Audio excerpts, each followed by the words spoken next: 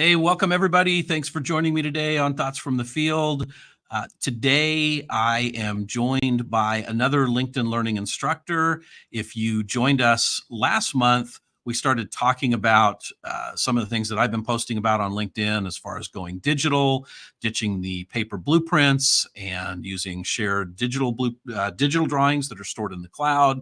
And we talked last month about some of the workflows that are enabled when you do this. I showed a little bit of the hardware that you can use, whether it's an iPad or an Android tablet. And we had some great conversations and questions through all of that. And this month, I am joined by, again, a fellow LinkedIn Learning instructor, Chris Randall. You can kind of see Chris's profile here on LinkedIn. I'm just going to do a quick introduction before I pull him up on stage, because Chris has, looks like 13 courses on LinkedIn Learning and does a lot on LinkedIn Learning with estimating and how to read electrical, mechanical, plumbing drawings and that type of thing. What Chris and I are going to talk about today, I think, is another important topic when we discuss going digital in the field, and that is Chris also happens to run an electrical contractor and has been the person that's had the challenges, the individual challenges with getting people in the field to adopt digital drawings and to go digital. So I'm going to pull Chris up here and say welcome and thanks for joining. Thanks for having me. I appreciate the opportunity to talk about this. You and I have talked about this casually from time to time, and I've watched some of your presentations, most of them, about all these great software products that we could use in construction management, and it resonates with me talking about how to make them work in the field, because I've had those struggles managing small and large teams. How do we make these things work? So yeah, I'm glad to talk about it, because I have a few ideas of some things that have worked and some things that have not worked. So I'd love to talk about them. Well, yeah, and you and I think both somewhat early on in our stints here at LinkedIn Learning worked on some software. Like mine was Bluebeam and yours was AccuBid, and in those cases you're trying to get mostly like office personnel to kind of adopt the software, and estimators and people that are sitting at desks, and that's you get convince them to change, but once you can get them past that, that's pretty easy. It's a lot bigger challenge when you start trying to make the field go digital and that kind of thing. Yeah, for a lot of reasons. I mean, obviously, people in the office are a captive audience, and you've got them chained to the desk or the plan table or what have you. And there's a lot of interactivity with people in the office. So if one person's using a particular software and in order to work with their coworkers, they need to use it, it just becomes natural. But folks in the field, their main medium is their tools. It's not necessarily the software, and they see it sometimes as a distraction or obstruction. And so it takes a lot more. There's a lot more to get them in the habit of using it. And you really have to show them the functionality of it and the value of it before it becomes something that they're going to do and do correctly too. And that's another part of the discussion, is to do correctly. So it's that's the main, that is a chief differentiator, is people in the office and people in the field. But really, when you think about people in construction, you think about your team, your foreman, your superintendent, the people who run the projects. They really should be the center of the communications. People think about the project managers like you and I, and the president and CEO of the company, but there's plenty of studies and there's plenty of coursework that proves that the foreman and the people in the field really need to communicate the best and have the available information more than anyone else, including the project manager. So it is paramount to have your foreman adopt these technologies and to use them. So there's a lot of tips that we could talk about. Yeah, well, and you're 100% right. I mean, I think the field does get sometimes left off or thought of as an afterthought, particularly in some of the software. You just hit on a key point. Who needs the information more, the project manager or the field? And well, the answer is the project. They both need it, right? But Right.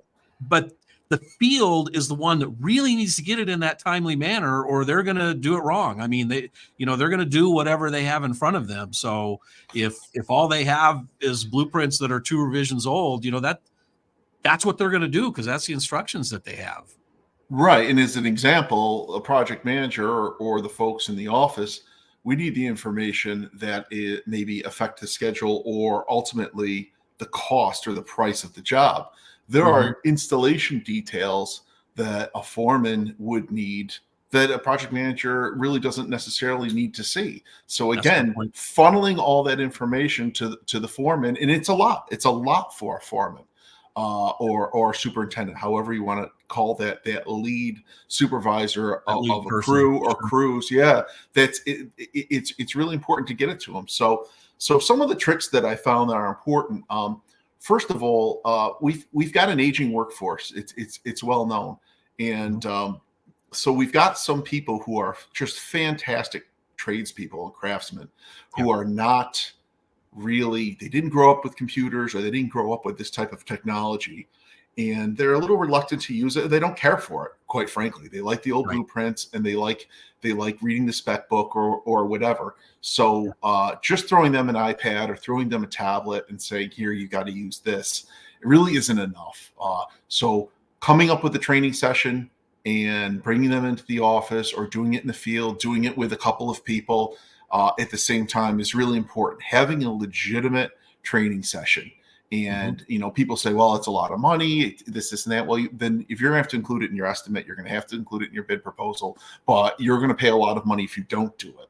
So working a project with them, a sample project, going through the ups and downs, watching them, maybe even make some mistakes and work together and iron out those details. That's really rule number 1. Train. And then it kind of ties into that, but it has to become a habit. A habit. You have to create a habit and a process for them, a habit forming process. So where they've got to do it. So what I've done is I've asked some of my foremen to, every week when you turn your time in, I want you to do it on the computer, or your 3-week look ahead, and that way they're using that same device. They have to use it. And it's really becoming part of their life. They're not going to want to lose that piece of hardware that they call their time in so they can get their paycheck. It's going to be really important to them.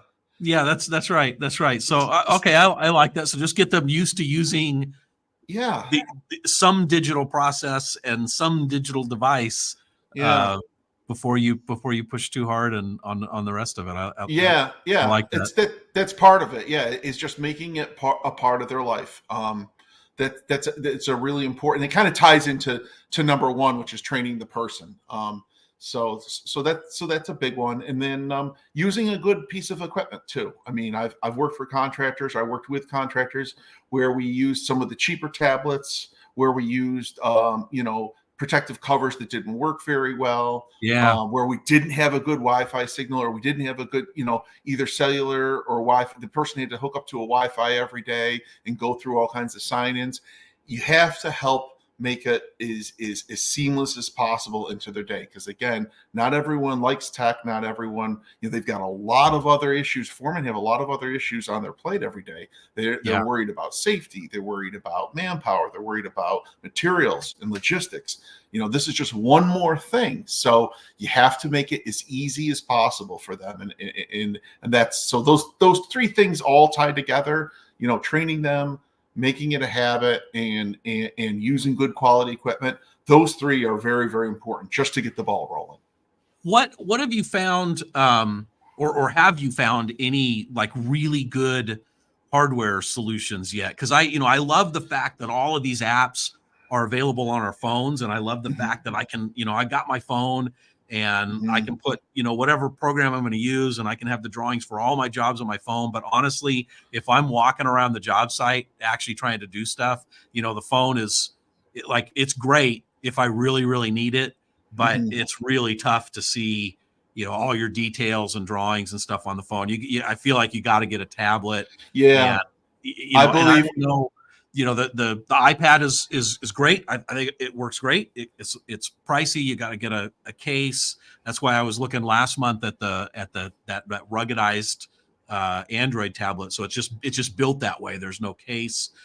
Jury's still out. I still got to field test it. But what have you found anything good there? I like both. I prefer the iPad. I'm actually a PC user. I prefer the iPad, but I don't. I've used the Android as well, and I think they're good as long as the software is compatible with both. Yeah. What you'll Yeah. find is it's this little trick of the trade. Our A lot of our foremen, some have personal cell phones, some have company issued cell phones. Whatever the iOS is of that cell phone, they're more likely able to manipulate the equivalent in a tablet. So I'm an Interesting. iPhone user, so I like the iPad. But Okay. does that make any sense? Because Well, yeah, actually, that's so I had absolutely never thought of that. So instead of just settling on one device, yeah, um, maybe I that's interesting. Give the iPhone user the iPad, give the Android user the Android tablet, and then there's less of a learning curve. That's there is. that's an Yeah, interesting idea. you That's cut really a you cut a nice size of the learning curve because app switching between iPad and Android are a little bit different. So yes, if your company standardized on Androids, then everyone uses the Android. If you're going to go with Apple, well, yes, they do cost more money, but that's a part of doing business. And yeah, believe me, I've been there. I've had iPads stolen on the job site. I had one broken inside of a gang box. It turned into crushed into a zillion pieces. It's unfortunate, but it is what it is. It's going to have to be done. I yeah, I just like a larger format one. Some because people's vision they're not. Remember, we're asking them to substitute blueprints in a lot of cases, and that's yeah, very difficult. And I myself have trouble with that. I like blueprints. I like having that availability to kind of look around and get a feel for a whole page of information rather than kind of scrolling back and forth. That awareness. yeah. But so I don't really have a favorite. I think they're both really good, but you want it. You want to have something with onboard cellular data. You want to have something in most cases, unless you can guarantee that you're going to have a good Wi-Fi signal all the time. But even then, you're hopping in the Yeah. truck, you're going to the warehouse, you're doing whatever. You have to sometimes bite the bullet and just spend the money on that, especially for larger projects where time is money. I mean, smaller projects, someone who's doing $100,000 project, maybe you don't need it, but I mean, if you're going to invest, just invest and do it. So I think that's my thought. Yeah, well, and I mean, it's not like it's not even the most expensive tool that we necessarily give them, right? I mean, we give them lots of tools to use in the field. We expect them to take care of them and keep them charged. I don't know. I kind of look at it as being no different. When I was kind of back in a previous life before all this, I was running a post-tension reinforcing company, and I really, really wanted to get rid of the generators because the only thing that stupid generator was running on that truck was a drill, right? So I got the generator's more expensive than the drill, and they never take care of the generator, so I wanted to switch to this is maybe the little bit earlier days of the battery powered tools and switch to the battery powered drills because that would get the job done as long as they remembered to charge it, and then if they didn't Yeah. remember to charge it, that was it. You were done. It's not like, if you forgot to fuel the generator up, you just get more gas. But if you didn't charge the battery and the drill, then you were kind of in trouble if you didn't have any more. And this is no different. I mean, it's another tool. I think you just got to look at it as another tool. And yes, it comes with its own, you got to take care of it. You got to charge it, all that kind of stuff. Yeah, absolutely. It is another tool, and it's funny. You remind me that you and I have a little bit separate backgrounds where you work more in general construction, and I've always been a sub. In some of my larger projects, I'm a prime, but for the most part, I'm a subcontractor. Yeah. And the reason I bring that up is, we're forced to use these tools a lot of times. A lot of times I go to work for a particular client, a particular owner, or a particular GC, or in some cases all three, and they're telling me, hey, you're using Procore, you're using FieldWire, you're using Submittal Exchange. You don't have an option. So you have the opportunity at bid time, in most cases, if you're thorough with your estimate, to say, okay, what type of project management tools are being used here, and what should I put in for expenses in the project? Okay, I'm going to need an iPad. I'm going to need cellular data service for a while, and that's something that, just like I would say, hey, I need a crane to set these, these precast slabs or anything else like that. It's the same thing. It just takes a lot of thinking, and we're all catching up with it. I don't care how modern of a company you are. You need to just think about these things as early on as you can, and get good habits, and it helps work its way in. But it's necessary. Well, you do bring up a good point. I mean, I've spent, I don't know, I'm probably 50-50 in my career, general contractor versus trade contractor. But definitely in the last 10 years or so, and particularly when I talk about going digital, I am kind of focused on the GC, and the trade contractors definitely have a bigger challenge for a couple reasons, but not the least of which is that trade contractors going to work for multiple clients and multiple GCs, and what do you do, Chris, when okay, you just got these 4 crews up and running, and they're comfortable with whatever it is, FieldWire, and now you go to the next GC who says, okay, we're doing everything on Procore. Do you when I look at them, I feel like they're, that's not a big leap for me. That's not a big learning curve. I got to remember that it does different things and the functions are different. But for the people in the field, is that how big of a challenge is that if your clients keep switching from one system to another? It's a little bit of a challenge. It is, because I mean, it's a retrain again. People in the field aren't always tech savvy. They don't, or they're not. They don't have the time to spend on sampling and using the software, and it has not historically been necessary for them to accomplish their work. So there is some. So it's a do-over. It's start over. Okay, you can at least realize that they understand how it works or what the intent is of it. But you look at a great piece of software like Procore is so, depending on who sets it up and who uses it, has so many options that it could almost overwhelm.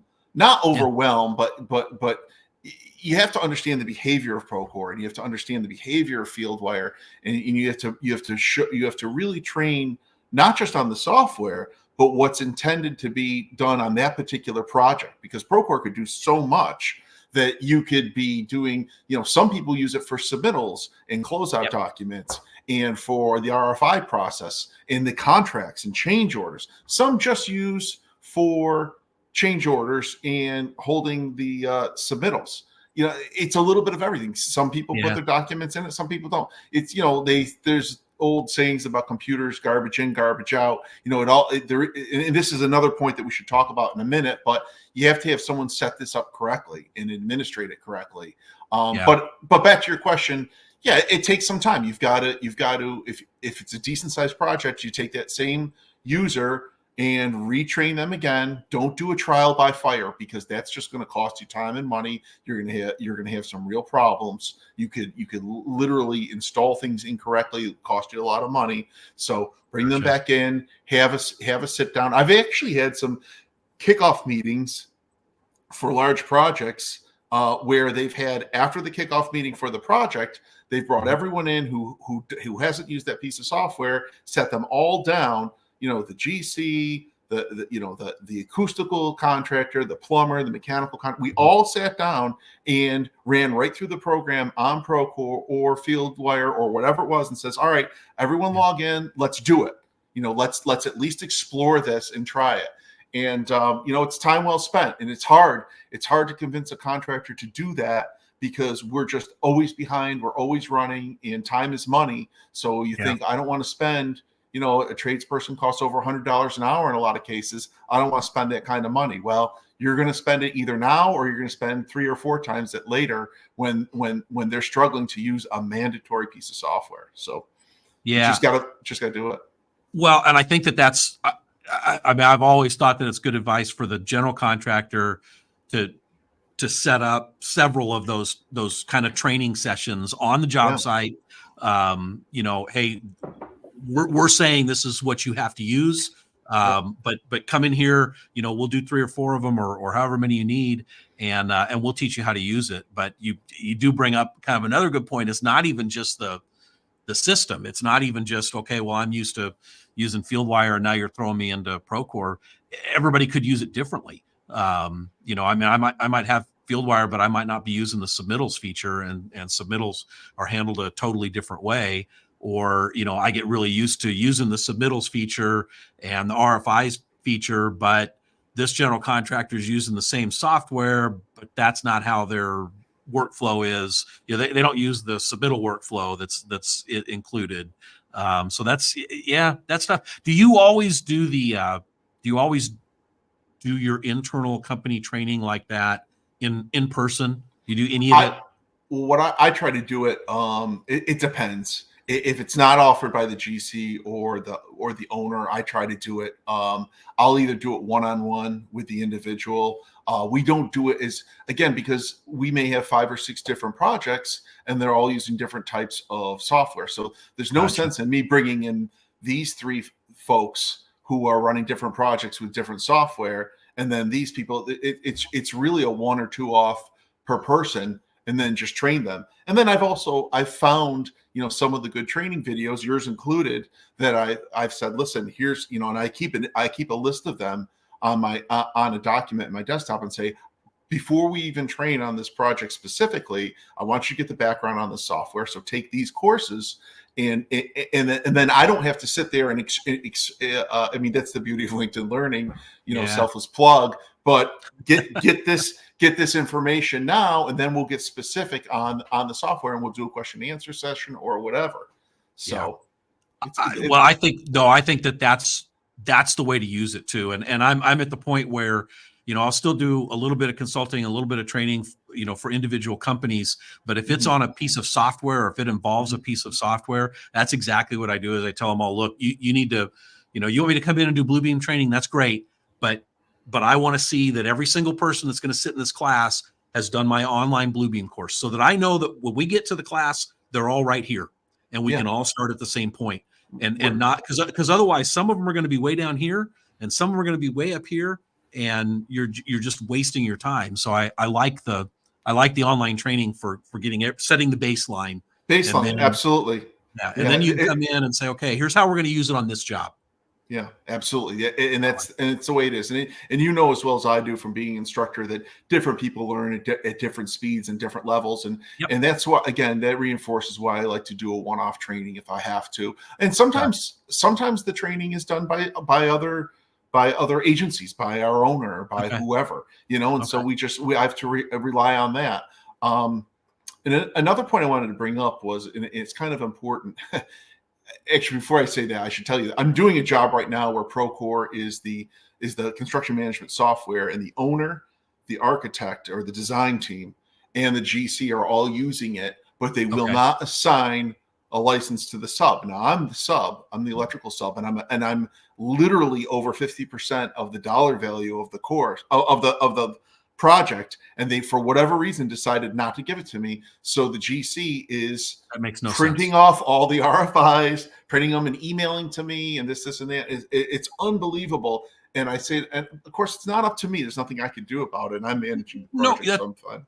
That's right. You're the trade contract. That just baffles me. That makes no sense. I'm gonna one thing, Chris. We're getting some good questions. And I'm not going to pull any of them up now. We'll do some questions at the end. But I did just want to remind everybody, if you have questions, drop them in the chat. and at the end here we'll have some time to answer those. And if I get some more questions and stuff here, we're also going to do a drawing at the end, just for some swag giveaway.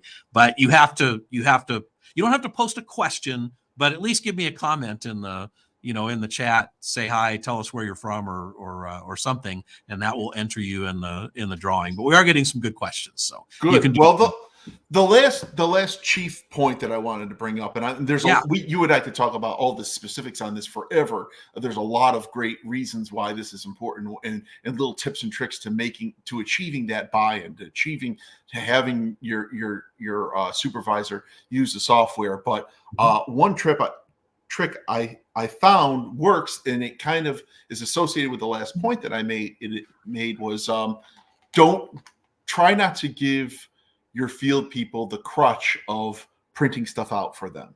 Oh, can you print me out the submittal for that? Can you print me out this, and that? Drawings is tough because a lot of people want drawings, and I'm reluctant to not give people drawings. But when it comes to submittals, RFIs, all that, once they have them in written form, they're going to go to that rather than use the tablet, the computer, the software. And so it's I don't know if it's a crutch per se, but it's certainly it divides their mind into two different places, and it becomes a little bit of a distraction to go one way or the other. What's on the software should be up to date, accurate, and actionable. So as long as the software is being administrated correctly, I stick with that and try not to print out RFIs for them. Yeah, it's funny because that came up in a couple of the presentations, and maybe it was even one of the questions here on this show last month was, what about teaching in the universities? If we're teaching construction management, should we be, why are we still teaching blueprint reading on paper drawings, and then having them switch to tablets? And I thought that was kind of an interesting point. The same thing you just said, if we can, probably it's time to start teaching things differently, right? Like probably it's time when we start teaching how to read construction drawings to just go ahead and teach digital drawings. It's the same drawings, but it's just like you said, if you get them used to, why are we getting them used to the paper and then telling them, now don't use this paper when you go out to the field, switch to digital. So maybe it's time to switch the way we teach them as well. I don't know. That's a good point. I never really, I didn't ever really think about that. And you and I know some other instructors who do teach in the university setting, and I'll have to bring that up to them and see what is the primary media, that they teach in, and do they rely on drawings or not? I don't mind teaching drawings and showing them rolled up drawings, but should the primary media that they use, should the primary tactic is how to read a drawing on a computer, that's probably the best direction. I think you make a good point. Or in the apprenticeship programs. Or in the apprenticeship programs. Absolutely. Yeah, absolutely. Yeah, because that's where the trade people are. That's who we're talking about. Yeah, that's who we're talking about. So yeah, maybe that needs to start to be a push too as well. All right, if we really want everybody to go digital, then back in the apprenticeship programs, when we talk about how to read blueprints and where to find submittals, and maybe that's the place to get them used to looking in an app or working on a tablet versus continuing to teach the same way we always have, and then telling them to switch once they actually get thrown out to the field. Maybe that's a solution. Yeah, and that's probably where some of the disconnect is. You don't.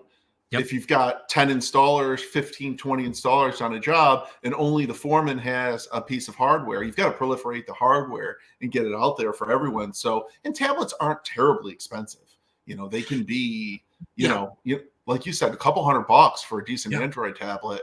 And so maybe your foreman, your general foreman, a foreman, maybe even some sub foreman or lead journey people can have that tablet and let them go. So it is nice to have the rolled up drawings because everyone can kind of go walk over, look at them, and walk back. But I just left a project not too long ago where there was like literally wall to wall drawings. Everyone, people are going at each other and looking at each other. So we've got to replicate that functionality. So but we can't give them a crutch. We can't keep printing everything out and have them use the printed material as well as the software, because they're going to, in the most cases, people are going to rely on the printed material and go back to Yeah. it. Yeah. So, Well, and I wrote it down because this had never occurred to me. Your point of, hey, you don't need to settle on one piece of hardware. If ask them, right? If they're already used to using an iPhone, then get them an iPad. If they're already used to using an Android phone, get them an Android tablet. I love that. I mean, that's a huge, that takes a potential big chunk of the learning curve right off. it helps. It helps because it is frustrating. I know when I go to use an Android, and nothing against Android, it's a great product. I love Samsung. I love Android. It's different. It's the way you flow through it. Yeah. You switch through things. It's just a little bit different. So I'm an iOS user. I'm an Apple user, but that's just me. This is my preference. It's how I came up. But some of our people in the field, in our office, we happen to have a mix of different iPhones and tablets, and so if the user, because as well as I do, Procore works on Apple and it works on Android. It works great, and same with FieldWire and Submittal Exchange and a lot of those pieces of software. For the most part, as far as I know, I haven't done a lot of Bluebeam on tablets, so you probably know a little bit better how it works. That's an example of only on the iPad. There's no Android version, and that's I'm an Android guy. I have a real phone. I have an Android phone, but I did break down and bought an iPad Pro because there were several pieces of software that are only available on iOS, and then I'm also, not to get off the subject, but I'm also really interested in the LiDAR scanner on the iPad Pro. I've kind of been playing around with, can I use this to laser scan a room for as-built? Like if I'm in a hospital and I really, before the walls are closed up and I really want to see where everything is, can I use this? And I think I can. Verdict's still out, but I think I can. And it just an example of, I as much as it pains me to say it, I couldn't do it on Android. I had to go to iOS. So not yet, at least. That's true. But no, I like it. There's still some great questions coming in. So do you want to take questions? Do you have? Love to. Yeah, I can't guarantee I can answer them, but I'll try. Well, here, this is, we'll start with this one. And usually the person that asks the question shows up. I'm not sure why it does this sometimes with, this is an unknown LinkedIn user, but which trades could use the software for digital drawings for their work in the field? Is there one software better for that than others? And I'll let you take it, Chris. This is a question for both of us, because you and I both work with drawings and these softwares. If you're talking about exclusively working with digital drawings, I mean, Bluebeam is one of the softwares that just works very well with digital drawings. You can mark them up, you can make copies, you can compare them, you can manipulate them. It is very good, and I like it a lot, and I learned it using your course. But you can't. It's great if you're at a desk. It's not as great once you're now ready to take those out to the field. Feel like, I guess it has some limitations in the field. It is better on a PC. I agree with that. What also, my other but is some of the other large project management softwares are starting to add digital drawing apps or functionality within them. And I'm not going to say them by name, but we've talked about all of them so far. So they're all coming along. And this is a really interesting question, because I can go a lot of different ways with this. Because there's a lot of trade contractors. Some of them are very, very small trade contractors. I worked at a project that had, one contractor just came in and did all of the hardware, the door hardware on the job, or one of them did just all of the, the bathroom hardware. It's just a really small piece of it. And so then you're talking about the issues with, okay, here's a small contractor with 2 or 3 different installers. That's it. How are you going to train all of them and give them all tablets? I mean, is there a cost versus value here? That all has to be weighed out. But again, in most cases, it's mandatory. So you're going to have to do it and include it in your price proposal. But I do like Bluebeam. In a pinch, I've used just a standard PDF reader. If you can get the drawings into a PDF, Adobe Yeah. is not terrible. It's not terrible. Yeah. And most people use that is for so many other things in their life that you don't need to really super train them. You can show them how to measure. You can show them how to do things. But I do like Bluebeam. I've seen what Procore can do. It's nice. I haven't gotten too deep into FieldWire, but it does look like it's got a lot of great capability. You could probably speak better on that. Yeah. Yeah. I think so. Maybe backing up for like 5 seconds on, on this question, when Chris and I are talking about digital drawings, we're talking about viewing them, right? And marking them up and measuring. If I have digital drawings, I just want to be able to do everything that I could do on the old paper versions. Only I want to be able to do it better.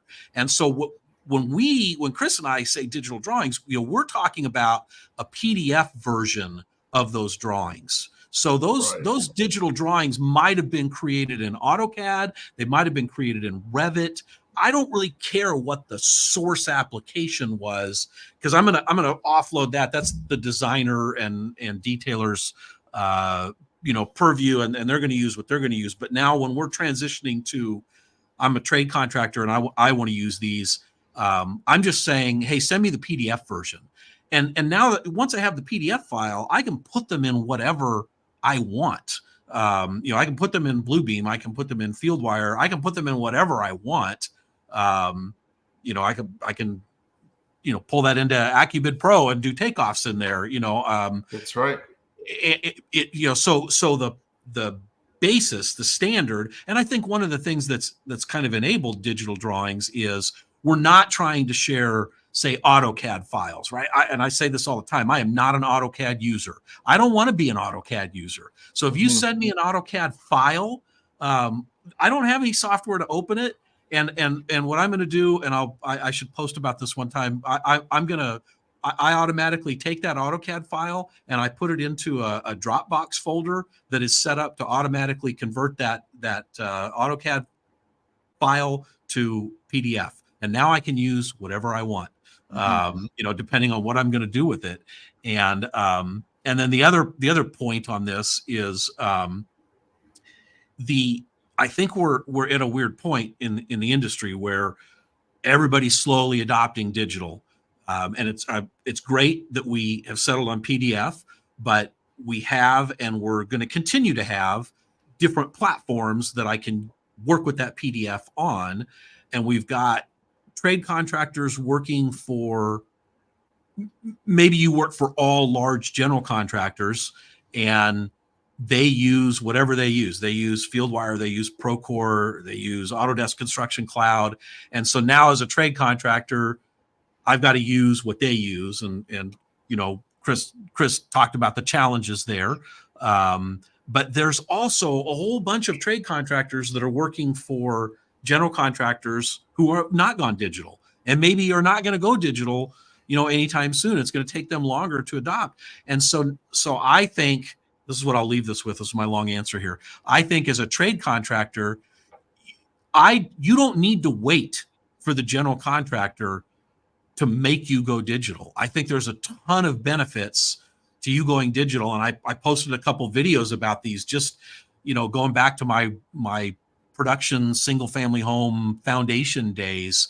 I would have loved to use an application that a lot of the general contractors are using just for myself, just as a concrete contractor. I would have loved to put all of the drawings for all of my projects on FieldWire, or any other, application like that, and then upload the starts that have all the options and the plot plans in there, so that my field didn't have to come to the office to get the latest version. You don't have to wait. As a trade contractor, you can pick one of these and try it out and get the benefits. And I'll leave that for Chris to comment on a little better, because again, it's admittedly been a few years since I've run people in the field, but you're dealing with them every day, Chris. I agree with everything you said. It's a choice. For one, you can go to a few of the different ones, a few of the different pieces of software, sign up for a free trial and try them out. and then a lot of them are subscription based. Some of them even have free options, like a watered down version of the software, and try them out and see what you like. If you're using it, again, if you can encourage some sort of consistency across the board in your office, that's great. If you could tie it in to your office's backup system or cloud storage, that would be really important too. And that's something we're going to talk about in a minute. So backing up everything is really, really important. It should have been the first thing I said rather than the last thing, but it's, make sure that it ties. If there's any way that you're, and Jim's right, these are all for construction drawings. We're not designing, other than making some comments or markups on the drawings, we're not trying to change the drawings, at least at this level. And so if there's any type of integration, however, if you can integrate this software with anything you have going on at your office, whenever that's possible, I say do it. But there is no right answer as to which one's the best. Unless one of these companies wants to start paying me a lot more money to. No, I mean that in a joking way. I think they're all very good, and they're all coming around. They're all adding functionality. They're all coming down in price. I think it's we're getting there. We're getting there. Well, and I mean, this is construction, right? We're a really diverse group of companies that do a ton of different things. So the software that works in Chris's company may not, it may have way too many features for your company. You may not need all that. So it is tough to settle on the one right software. I had two questions in here that I wanted to ask you though, Chris. This one mentioned rugged laptops, which I've seen some of the PEs do for the general contractors. It seems like a lot to me for, if I'm the lead person or foreman on a crew, I'm not sure if I want to carry around a rugged laptop, but it does give me a lot more capabilities. Any thoughts on that, Chris? That was one of the first things I used in the field was what is called Toughbooks. And if you're expected to do a lot of entry into the system by typing things, that was really the only option 15 years ago. You could have a tablet to open things, but a lot of the software companies didn't have the apps, so you'd have to open it up in a web page. It wasn't great, and because installers sometimes had PC knowledge or PC background, the Toughbook was what they liked. So they were okay. They were heavy and they were small. They are heavy. They were heavy and they were small. The battery didn't last. They've come a long way. I haven't worked with a modern day rugged laptop. I love Microsoft Surface tablets. I've got all different types of them. I've actually got one running right to the side here.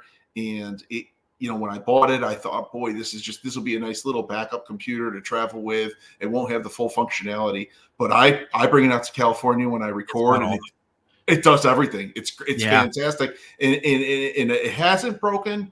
But if it did, the replacement cost is not a ton. It wouldn't make me cry. So I like the Surface tablet a lot, but there are rugged options of some PCs that stop the dust from coming in, the moisture, and this and that. And you can get a pretty rugged case for the Surface tablet. If you look around. You absolutely can, and it's solid state, so it's just the thing just runs. So it's great. There's a lot of great options now. I mean, computers are just getting better and better and better. So every year there's something that's like twice as good as there was the year before. So good comment. I think I agree with you. I tend to like the tablet, and if and most of the tablets, if you also want your person that you're assigning that to be able to do lots of input that requires typing, you can probably just get an attachable keyboard or a Bluetooth keyboard. And that way, when they're in the field, they just got the touch tablet and they can manipulate things. And then if they're sitting down at the end of the day to, input their time or something like that, they can snap the keyboard on and go with that. Yeah, but I mean, I really should have thought it out a little bit better, and I should give plenty of love to the Microsoft Surface, because I love it. I use it all the time, and it does work Yeah. like a tablet. When you take Yep. the keyboard off, it goes into tablet mode. Goes into tablet So mode. Yeah. it is definitely an option to the Apple iPad and to the Android devices. It just above and beyond having the functionality for one of these project management software. It's a PC. So Yeah. And that's a good option. That's a good all around option for, yeah. Maybe like a general superintendent who does spend, maybe half their time in the field, half their time sitting, using a computer. Instead of getting them 2 devices, you can just get a Surface tablet, and it's a tablet when they want to use it as a tablet, and it's a laptop when they want to use it as a laptop. So absolutely. I like No, it's a great device. I love it. It's absolutely my favorite device. Yeah. There was a couple others. I just, this one is Bluebeam software available in the UK. I'm going to say that all of the software that Chris and I have mentioned is absolutely available in North America and the UK and probably most of the rest of the world. Most of this software now is software as a service, subscription model based, and you can, for the most part, get it probably anywhere that you're if you've got access to the internet, you can probably go find this software, subscribe, buy it, and use it wherever you are. Any of the ones that we've mentioned. Does Bluebeam have a metric option? You just select metric. Yeah. I thought so. I think almost, I can't think of any that don't have that option to just switch from our crazy inches and feet to the metric system. Mm-hmm. I think, like I say, I can't think of any that don't have that. So I'm trying to look through and see if we have any final questions here. But Chris, while I do that, do you have any other points that you wanted to raise or hit on, or did we? We hit most of it. I think one thing I noticed, and I was thinking about on the drive down to talk with you today, I was leaving a job site, is I had a project recently where my supervisor, I had them all set up. I had them using the project management software. I had them with a computer, and over the course of a 1.5-year project, it was a long project. There was drift. They drifted away from using it. They were relying on using, the GC had a computer in their office, or they were able to talk to someone who was a reliable source of information, and they drifted away from it. There's this natural tendency with some tradespeople to do trade work. I don't know what it is about these people, but they want to swing the hammer. They want to do electrical work. They want to do plumbing work, and they just didn't want to keep going back. They just didn't care for the software. And the quandary was, for me, it was one of the smartest, best tradespeople I had. This particular fella made me a lot of money. He was always good. His projects were always on time. He never had any significant accidents. He never made mistakes. And so, I couldn't just say, hey, if you don't use the software, you're fired, because I'd be shooting myself in the foot. But he, in this case, drifted away from it slowly. So that kind of reinforces the habit forming processes I talked about before. Hey, you have to call your time in on this device. You're going to have to submit your 3-week look ahead every week on this device, and it kind of it made that marriage, you can't, depending on your company, depending on your relationship, depending on a lot of things, you can't force necessarily everything all the time. But I try to be creative and come up with some reasons to make this person do it. So yeah, I like that. So just avoid that drift if you can. If you see people getting away from stuff, say, hey, listen, this is the basis of our life here. This is how we're going to build this thing, how we're going to build it accurately. This is how we're going to get paid, how I get paid as the contractor, and how I pay you as the employee. That's what's important. So it sounds more, it sounds very official and very authoritative, but it's not. It's just adapting a new technology. That's all. Yeah. No, and I love the idea of picking some other things like turning in your time. Yeah. Because like you said, I mean, they will turn their time in. They might not pull up the digital application to find the submittal, because they can just go down to the trailer and ask somebody, but but they will turn their time in. So just, yeah, I love finding stuff like that to kind of push the digital workflows and make them become a habit, so that when you add another or change one more workflow from paper to digital, it just becomes a little bit more second nature. I Yeah. love that. Yeah, it does. Here's I'm trying to pick out a few of these last questions in here. This is a good one. There are several projects where the crew is working in high mountains without access to a signal. What do you think about the signals from cell phone and Wi-Fi? And I think that's a, that's let me pull that back up here. That's a tough question. That's again, I think part of the industry is still trying to catch up, right? Chris, you mentioned earlier, we don't always have, Wi-Fi on projects, and then you're trying to use cellular, and maybe the, inside the building, the cellular is not working great. Mm-hmm.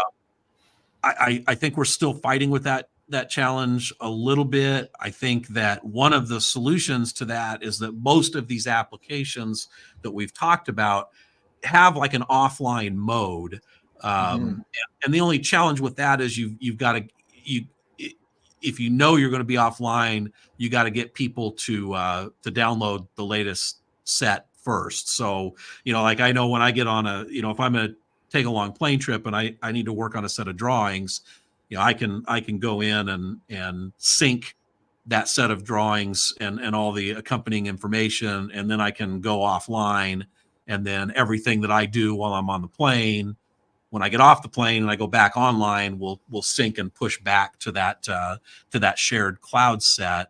But again, that is kind of one more thing. It's great. It's a great solution. It's great that it's there. It's great that the software providers are providing this offline mode, but it's one more thing that you got to teach them to do, right? Because if they don't sync and they're still on 2-week-old drawings, then we're no better off than the paper version, I guess. Right. Yeah, it's true. And I do a lot of infrastructure work. So I'm actually, Alex's statement and question are very valid. And I've had to, get set up where we do that. We synchronize it day in the morning and the afternoon, whether I'm out in the field putting a substation in where no one's around, I'm in the basement of a wastewater treatment plant where there's just absolutely no signal, cell signal or Wi-Fi. You can come up with whatever options you want. Now, out in the field, luckily, it's because satellite internet is becoming way more reliable and available, but it's at a cost. Again, I go back to everything's estimated to me. So you go back to the proposal. If you're going to need it, put in the cost of satellite internet, and it's a couple $100 a month, and you're going to have to buy the equipment and that kind of stuff. But if it's needed, invest in it. If it's not, and then some of the larger projects I've been involved in are setting up. I think DeWalt's got a system, and there's a couple other companies that have job site rugged Wi-Fi, and it's Wi-Fi used for points, for a lot of things. I mean, and they use it for not just for the project management software, but for the total station and the design stuff that you know better than I do. But there is a convergence of different aspects of jobs where if you're just small enough and the job is just remote enough, and then you don't have the money to really put in the budget for this kind of stuff, you have to deal with it. You just like everything else in construction, you have to think ahead. So synchronize your drawings, download them, back them up, all of that. Having good habits as a computer user, they all equate into better success. All right, last question, unless you see any in there, Chris, that you want to address. This one I thought was interesting because Reese kind of talks about. I highly recommend considering the assistance of a consultant as you're trying to choose and implement digital drawing software or digital workflow software. What's your take on that, Chris? Do you yes or no on consultants? Is it good? Because sometimes I feel like consultants will come in and they don't necessarily know your company like you do, and if there's not good communication there, you may not get what you want. I don't know. Any thoughts on that? Well, I haven't used a consultant in a while. I've been part of some companies that have used consultants, and they've been the experience has been a success. usually a consultant, if you communicate correctly, which you should if you're going to pay these people to help Mhm. you, Mhm. you've got to make sure they've got the right background before you go into business with them and before Yeah. you start a project with them. But I believe in a consultant. As a matter of fact, a construction office is a great example of kind of a closed environment where you've got a lot of different processes, a lot of different software, but a lot of construction companies are just not big enough to have Yeah. a full-time integrator, someone who's got their finger Yeah. on the pulse of all the software out there.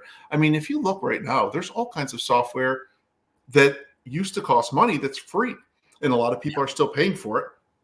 That's not necessarily the point, but the point is there's all kinds of software out there that can make a company's processes streamlined, tied together, more functional, even cheaper. So I think in a lot of cases, I'm pro consultant. You just have to be careful selecting the right one. It's no different than any other professional service. You just have to get a little bit information on their background, some references.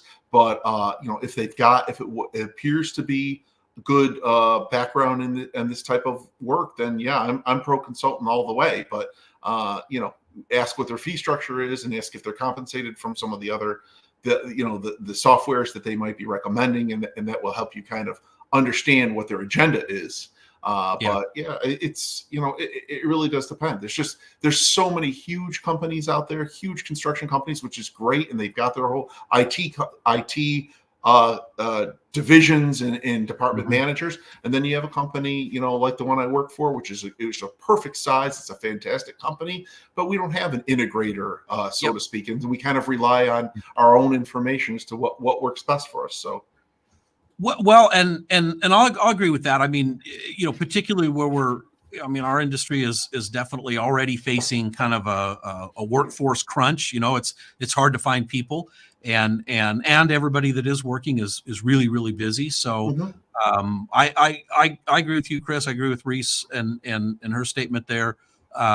Yeah, sometimes maybe figuring this out is not, if you're a small company and you're you wear 5 different hats, you're the estimator, the project manager, the everything. Maybe it's not your best use of time to figure out how to implement digital drawing software or digital workflow software. Maybe that is a better use for a consultant. I would go back to something that Chris said at the very beginning of this broadcast, though, which is don't forget who this is for. If you're trying to improve things in the field, I think you have to remember that every trade contractor is different. And if you hire a consultant, you need that consultant to go out and spend some time in the field and see how your field is using this, what they are doing right, what they could use some improvements on, and even what they want. Yeah. What they need. I mean, if we're trying to make things better in the field, the I don't think the solution can be generated solely in the office, right? Like there needs to be some input there from the field. Yeah, absolutely. And how it also hopefully to support Reese's point, not just what the best software is for reading drawings or doing construction management, but how it ties everything. If it integrates other processes in the office, that's just as important.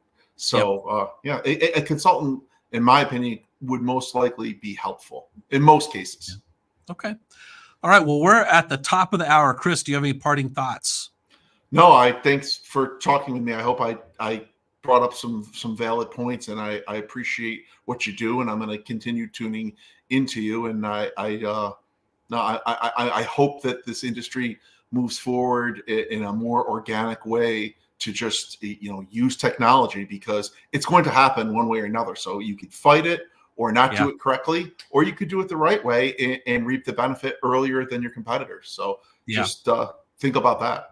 Yeah, no, I love it, and I absolutely wrote down several things that I had not thought of before, Chris. So I really appreciate you joining me today, and we will continue the discussion as always, and hopefully continue to push out more LinkedIn Learning courses and continue to educate the population. Yeah, great. We have a. I'm gonna take just a minute and do a drawing. We've got everybody that entered comments and posted questions is entered in this drawing. So I'm gonna hit draw and put this up on the screen. It's spinning through everybody that entered here.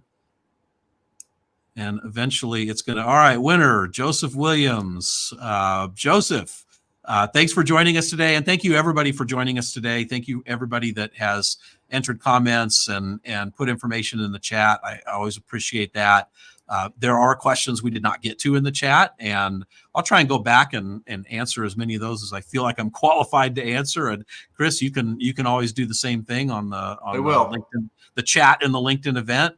But Joseph Williams, I will direct message you at the end of this broadcast and get some contact information for you so I can send out a piece of swag or two. And with that, thank you everybody for joining. I do not have a date yet for January, so stay tuned in the next week or so, and I will get a January date posted. Chris, thanks for joining. Thanks, everybody, Jim. thanks for joining, and we'll see you next month. Happy New Year. Yep, Happy New Year. See ya.